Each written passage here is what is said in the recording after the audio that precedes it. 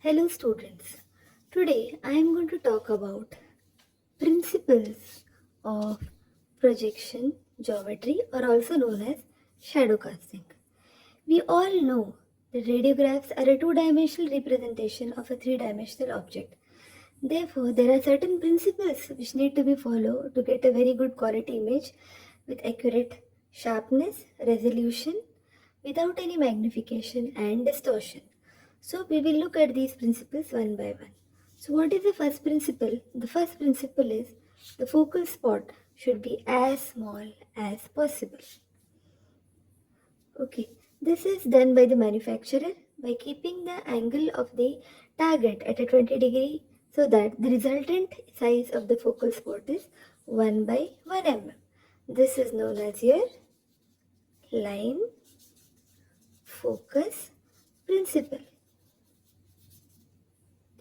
Next is the source from where the X-rays are coming out and the receptor distance, that is your film, should be as long as possible.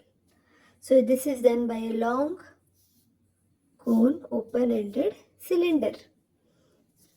The third is the object, that is your tooth, and the image the distance should be as small as possible.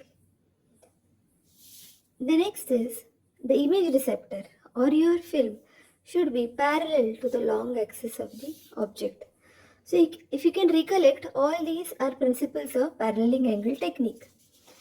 The next is the central beam is perpendicular to the object and the receptor. So now we will see one by one how these principles are put to use.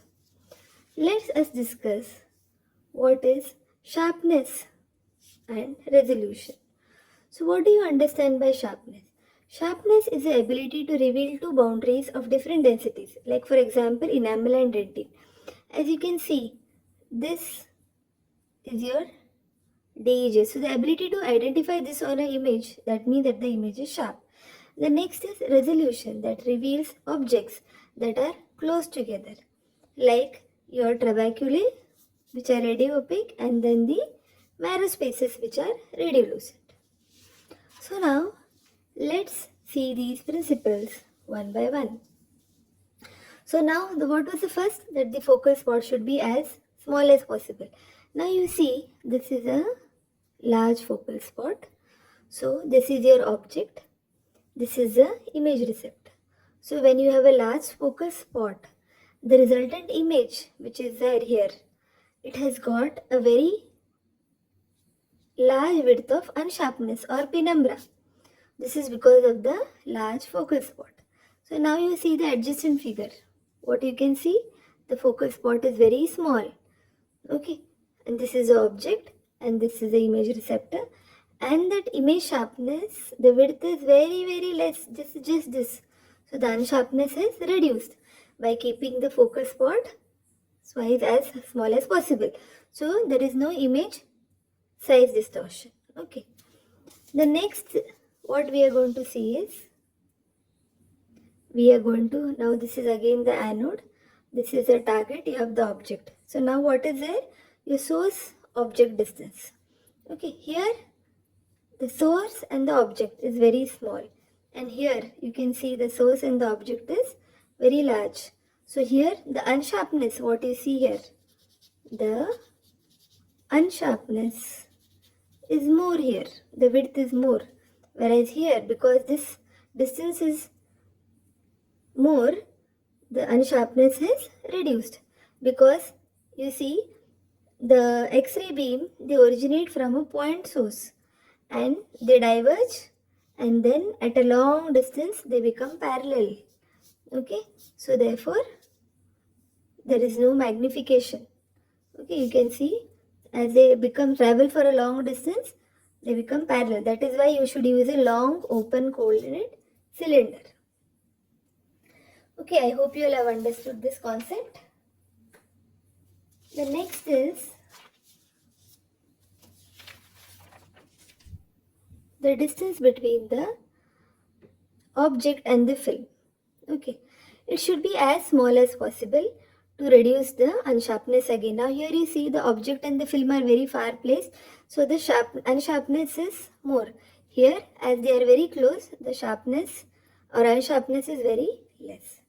Okay, so all these things are followed in your paralleling angle technique also. Now, what is image size distortion or magnification? Is equal enlargement of the object, okay, like the crown and the root. So how you can prevent is by following these methodologies and using a long open-ended cylinder of 12 or 16 inch. So this is followed in your by paralleling angle technique. Next is your image shape distortion, or this is the unequal magnification. Now example, let me tell you about foreshortening. Foreshortening normally it occurs when your vertical angulation is too much excessive. Okay, and the other reason is the central ray is perpendicular to the image receptor. Okay, but the object is not parallel to the image receptor. You can see here the central ray is perpendicular to the image receptor, this beam, but this object is not parallel. It is placed in an oblique manner. So that time you get foreshortening. What is the next image shape distortion? Is your elongation. So this elongation can occur when the vertical angulation is less. Okay, when their vertical angulation is less, there is elongation. Okay, so what happens? Why here? And one more reason is the central ray is perpendicular to the object.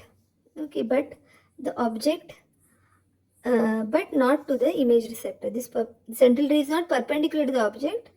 Is not perpendicular to the image receptor. It is in an oblique. So that time you get a elongation. So these two things are very important to remember.